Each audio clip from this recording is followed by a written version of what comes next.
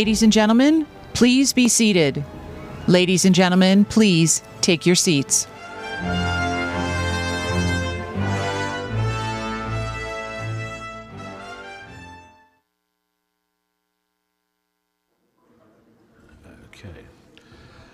Thank you all for coming back so promptly after lunch.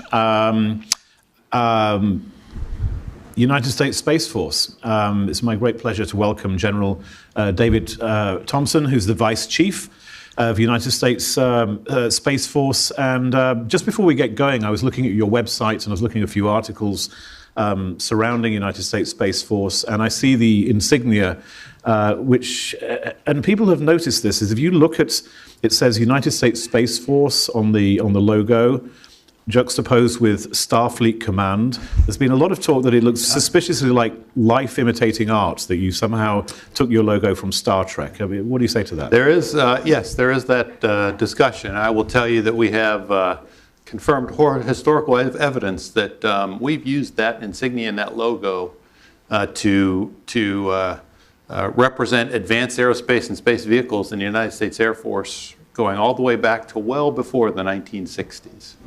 Okay.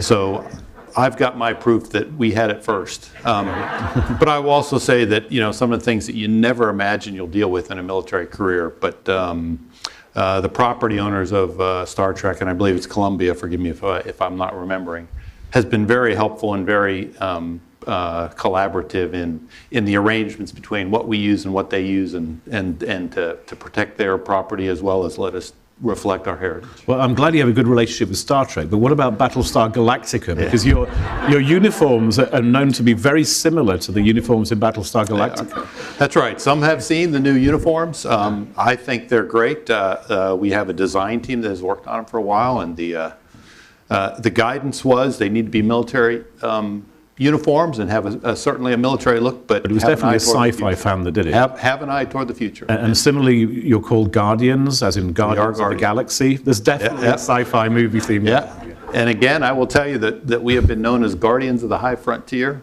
for a long time. And so, yes, while media has taken advantage of those and publicized them, we owned it first. Well, look, U.S. Space Force established in December 2019, so you're just coming up to your second anniversary, and it was the first new branch of the U.S. military in, 73 years, as I understand it. And again, looking at your website, I know that it says space capabilities have become essential to the way a modern military conducts operations, but also that space capabilities are, and I quote again, woven into the fabric of daily life. So this then creates a lot of vulnerability. It means that the stakes are high. In relation to adversaries, China, Russia, perhaps non-state actors too, how vulnerable are the US and its allies, satellites in particular, to being shut down, jammed, or manipulated? Yes, well, actually there's considerable vulnerability there. I'll tell you that, first of all, as we approach our second birthday, we were born as a separate service on the 20th of December 2019, but we have a long heritage and history. Most of us, you know, I spent 35 years in the United States Air Force as a space officer, and so most of us have done space for most of our career in the United States Air Force. We've brung some elements of the United States Navy, United States Army in as well. And the capabilities that we have provided in the past and continue to provide are tremendously important, not just for military operations, but for civil society and economic purposes as well. GPS, Global Positioning System satellites. How many times this week have you followed the blue dot on your smartphone, brought to you by the United States Space Force? We talk often, we talk about missile threats, we talk about missile warning provided for our nation, for NORAD. There's a great partnership between Canada and the United States to provide missile warning.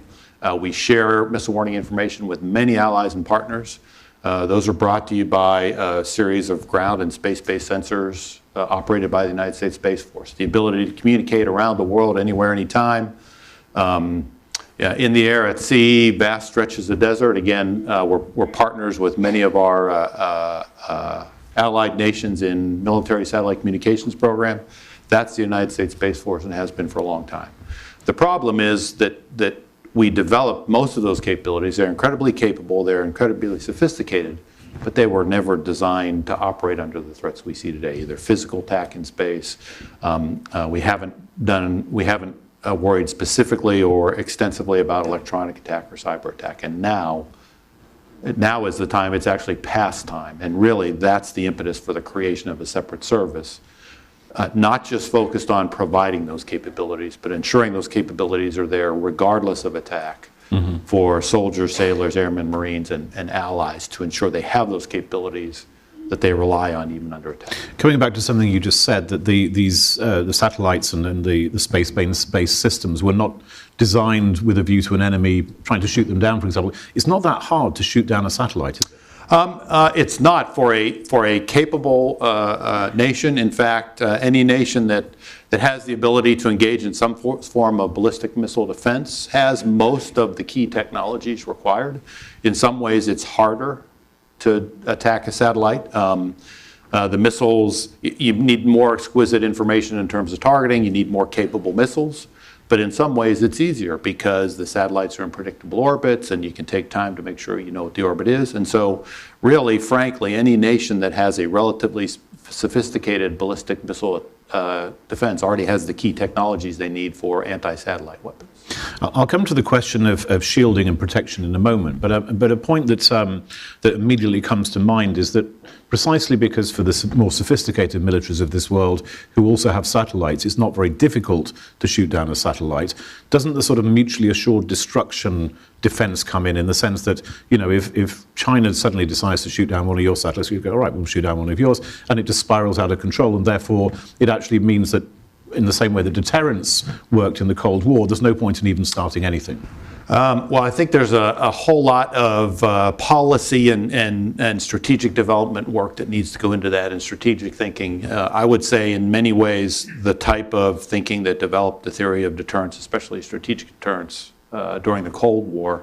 I don't know that we've done enough thinking, but you know, at least going into that discussion, that's a possibility. Our approach to that, though, is a little different, and that is, you know, that's perhaps one of the mechanisms you can use to deter attacks on satellites.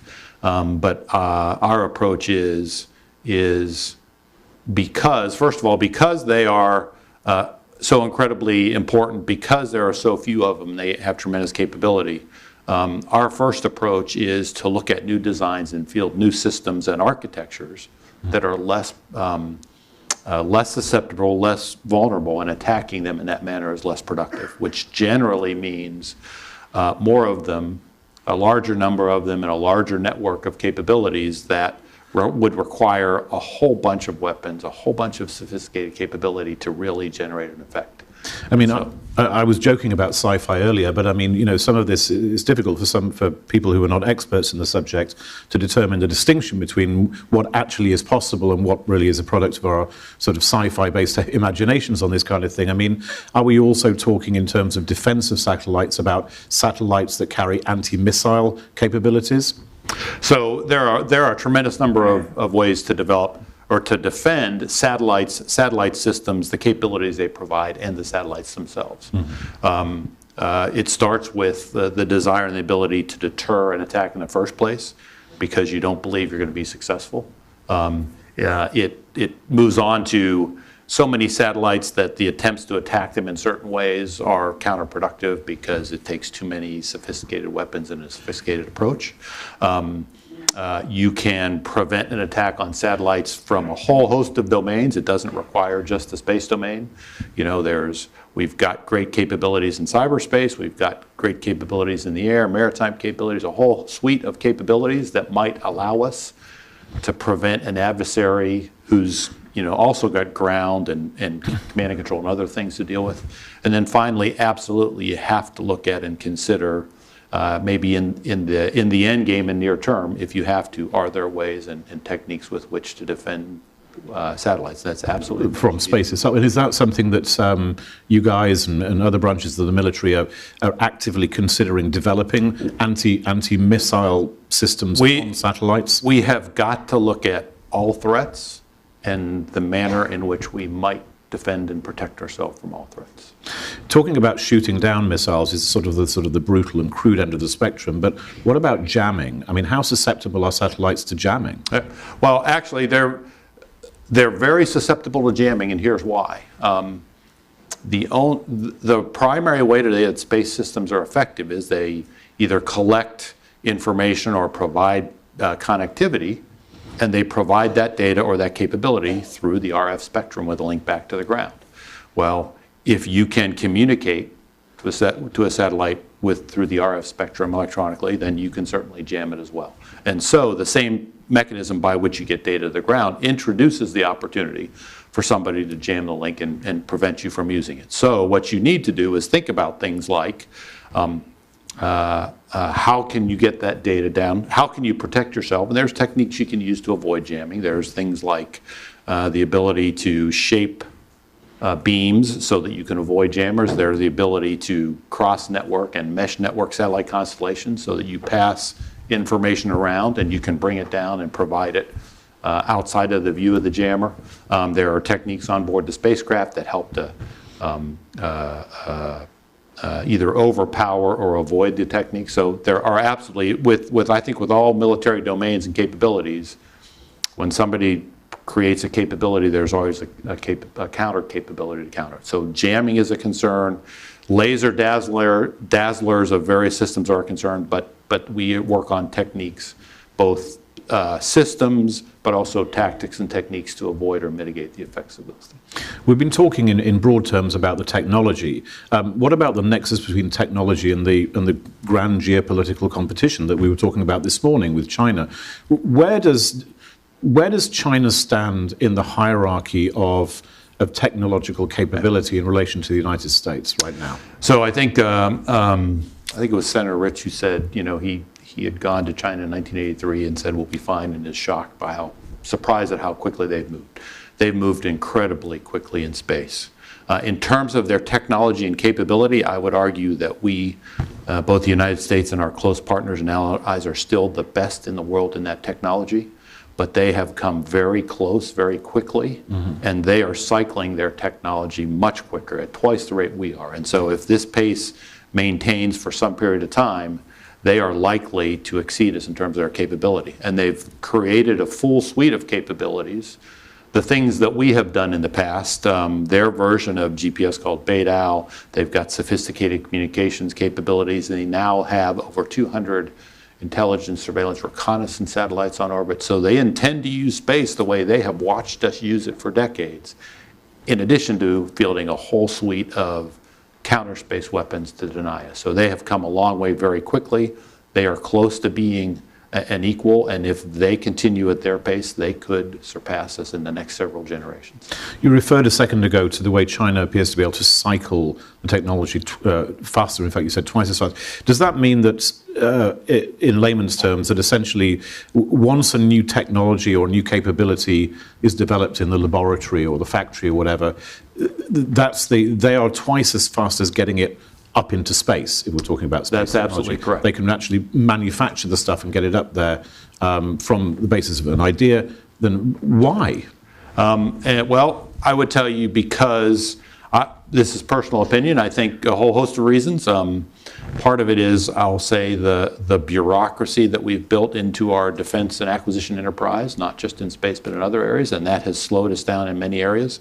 The fact that we have not needed to move so quickly for a couple of decades in the sense of a strategic competitor with these capabilities has not driven us or required us to move that quickly.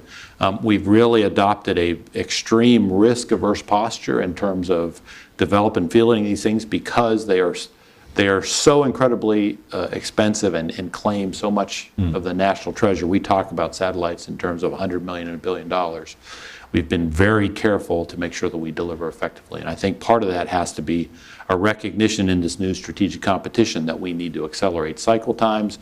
We need to create a different sort of approach to acquiring and fielding and operating these systems, and probably need to, again, be in a position where we're ready to accept a little more risk and a little more risk of failure so that we can speed up our processes. One particularly interesting piece of technology that came to public attention quite recently was the so-called hypersonic missile. And this was something that China launched to go around the Earth at 5 times the speed of sound.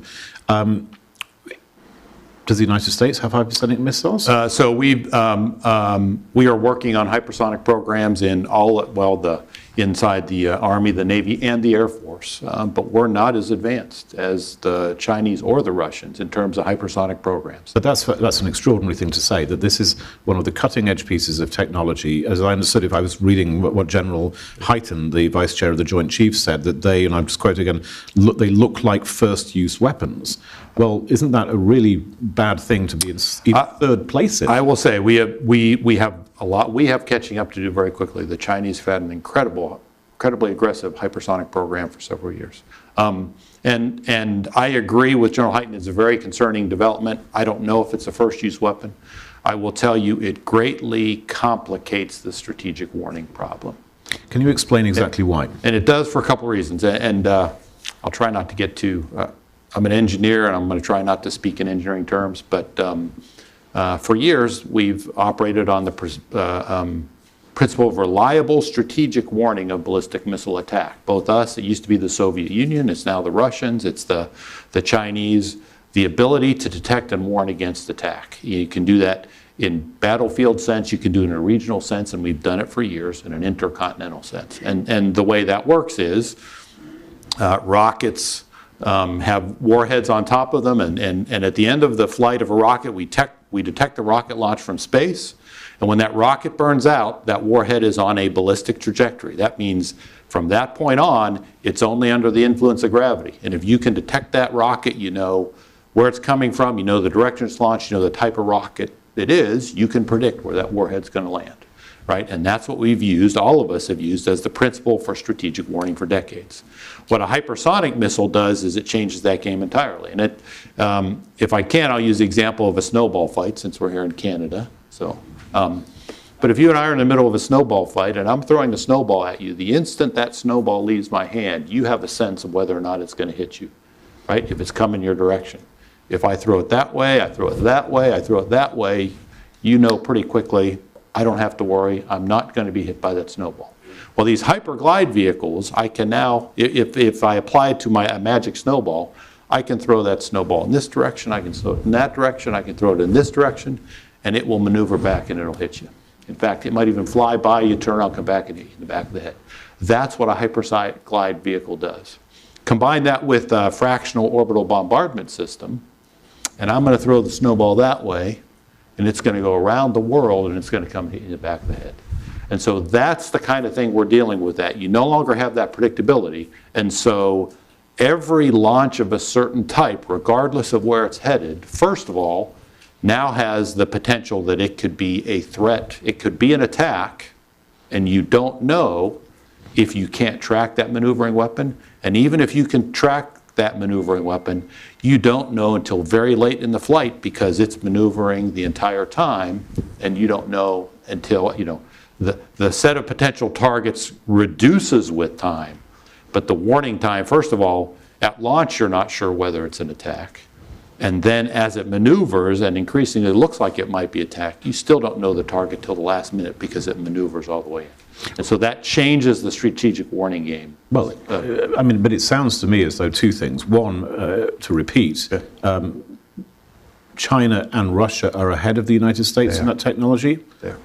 That's bad enough in itself, but what you just said essentially is that the world just became a much more dangerous place. Much more complicated place, absolutely. Absolutely. We've done well for years in developing defenses against ballistic missiles. We have great capabilities against, I'll call it supersonic air-breathing aircraft. We do some, when we can detect cruise missiles, we have defenses against it. It's now time to look at how we can defend against hypersonic missiles, as well as the Army, the Navy, and the Air Force developing our own hypersonic weapons. Well, we talked before once about how you guys are trying to establish international norms in space. I think you just put out 5 tenets to try and create a sort of, a rules-based order. Well, again, staying with this subject but moving into that point, If China and China and Russia have an advantage in one of the most potent new forms of weaponry, they don't have an incentive to come to the table, do they? Well, in that sense, in that specific sense, perhaps not. And that I would say is akin to some of the negotiations we've had with the past, the SALT treaties of old, the New START treaty. Those are, I think that's a strategic arms negotiation topic. That aside, moving to operating in space, satellites operating in space, absolutely there's a need, and I think there's an imperative, and they agree to establish what I'll call norms of behavior in space, the way satellites interact with each other. And that also doesn't really exist to the extent it needs to. And you're right, Secretary Austin recently put out 5 tenets of responsible behavior we believe are important to operating in space. First is just to act in a professional manner, and as a part of that, acting in a professional manner, be transparent in what you do, communicate things like impending launches, impending maneuvers, I'll say maintain safe spacecraft separation and trajectories, kind of let's call it social distancing for satellites. Don't create long-lasting debris, right? The Russians just this week conducted a missile test or an anti-satellite test that created more than 1,500 pieces of trackable debris in an instant. Most of you know the Chinese conducted a similar test in 2007 that created 3,700 pieces of debris, 3,000 of which are still in orbit today. So don't do that. And then the last is don't create interference with other people's satellites. And those are the tenets of responsible behavior that Secretary Austin has provided. And now it's really the work of the Space Department for the State Department for working with other nations for the rules of behavior. In fact, the UK is really pushing hard in the UN to help do some of that work. Okay, let's take some questions from the audience. Is there anybody over this side, since I'm always looking this way, who has a question? We've got a question there to start with. Put down the microphone.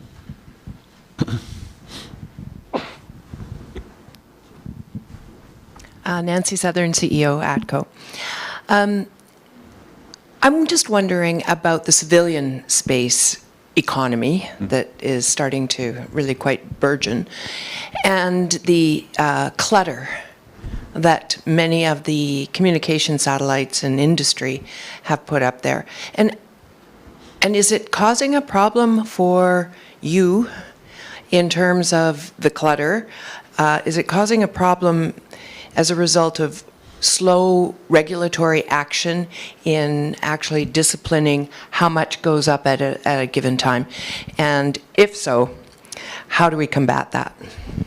A great question, thank you. First, I would say it is causing a problem in the sense that if we continue on this pace without regulatory action, without rules, it will very quickly become a larger problem. Today, it's a little bit of a problem, I would say, but not a tremendous problem. It creates, first of all, a problem for us in the following sense. We, the United States Space Force, track 40,000 objects, 24/7, 365. We have a global set of ground and space-based sensors. And those objects are, we call 10 square centimeters, about the size of your fist or larger. And so we track them all the time. Where are they? Where are they going? And do they pose a hazard to each other? We do it because nobody else in the world can do it to that extent. And so increasingly, it gets increasingly difficult to track that many things and then forecast where they're going, whether it creates a collision. But that's a manageable problem as long as we have the right data, the right sensors, and apply the right tools to it. But you're exactly right. Without, we're not a regulatory agency, don't want to be a regulatory agency, but without rules of the road for the commercial folks out there, they're putting out large numbers of satellites, great potential benefit, but if they're not thinking down the road, these things are put into orbit, they'll last a couple of years. What happens when they reach the end of life? If they're not thinking about things about how do I deorbit them, how do I put them in a safe condition, how do I clean up after myself in essence, and it's the same challenge that we have. But as these proliferated constellations, now we're talking thousands and tens of thousands of spacecraft, if they don't think through how do I ensure that once the useful life of that satellite or that constellation is over, how do I dispose of it responsibly?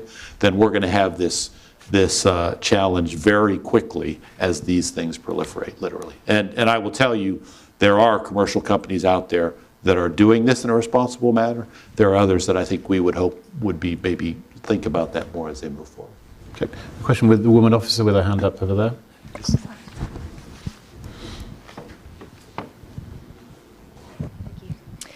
Thanks, Louise Desjardins, Peace with Women Fellow.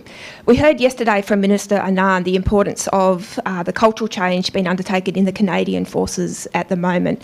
I was wondering, given that your force is about to have a 2-year anniversary, if you could talk about some of the opportunities you've been able to leverage to create a new culture that takes advantage of the modern military and diversity.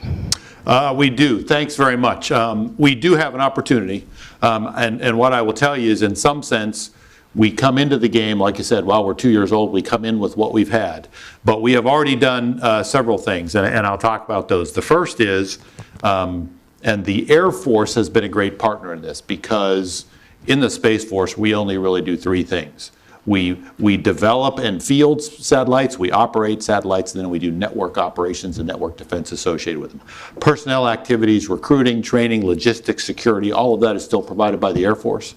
But the Air Force Recruiting Service is already working with us on what I'll call a focused 21st century approach to recruiting, which is not the mass, have somebody walk into a recruiting station and sign them up. It's us going out specifically and targeting locations, populations, and expertise that we want, reaching out to them.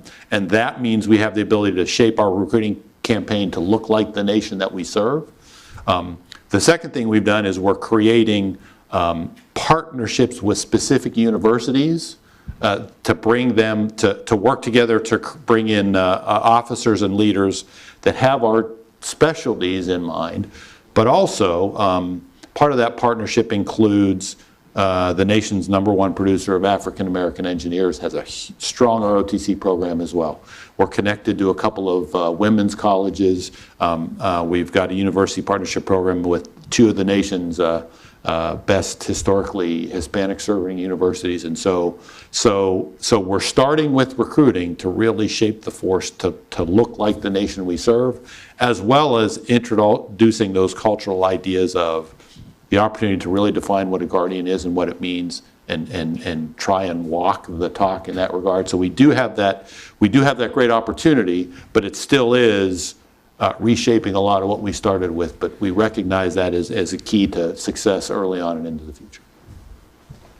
Okay, 2 final quick questions. The gentleman up there had his hand up first, but since you're probably close already, the lady here, and then we'll go to this gentleman afterwards. But that will have to be the final question, I'm sorry to say. I'd love this conversation to go on for hours, because I love this, I love sci-fi, and as you know. Thank you. Cassandra Steer from the Australian National University. Good to see you again, General. So I have a question about strategic restraint, because I have a huge concern about what I consider to be a security dilemma that we have in space. So you mentioned the test that the Russians did earlier this week. China did it in 2007, the US did it in 2008, and India did it in 2019. And each time there's been a response about the concern for the debris that creates, which is our biggest threat from that kind of direct sent hit-to-kill missile. But what we're seeing is an escalatory response between nations. So there's a big concern about China and Russia having certain capabilities. With the creation of Space Force, Russia and China said, we now need to ramp up our space military programs because Space Force is a threat. So strategic restraint was what kept space stable throughout the 80s and 90s. And I feel like we have been moving away from that for the last 5 to 10 years. And I wonder whether there's a position that you have or that Space Force has about the interest that the US has in strategic restraint, and whether there's a possibility to return to that position. Yeah. As quick as you can, so we can get the final question. Yeah, so for those interested at some point, perhaps later today, let's talk more. The first is regarding those ASAT tests, a couple of things, and I could talk in great detail,